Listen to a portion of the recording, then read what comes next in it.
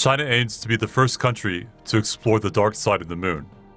China, which landed a probe on the moon in 2013, now plans to be the first country to land a probe on the moon's far side by 2020. Called the dark side, most of the far side of the moon is never visible from Earth because the moon's orbital and rotational periods are nearly synchronized.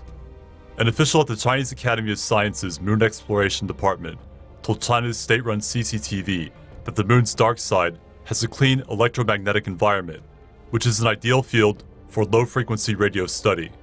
The Chinese mission will be conducted by the Chang'e 4 spacecraft, which is able to handle a larger payload than China's previous lunar mission, the Chang'e 3. The Chang'e 4 will orbit the moon and look for the right spot to deploy its rover. After making a soft landing, the lunar rover will dig and collect rock samples from up to 2 meters below the surface. Some security experts fear that China is looking to lay claim to the moon's resources, which include water and helium-3, a clean-burning fuel that could offer an alternative to nuclear power. After China became the third country, after the US and the former Soviet Union, to land a probe on the moon, other nations have been trying to match its achievements.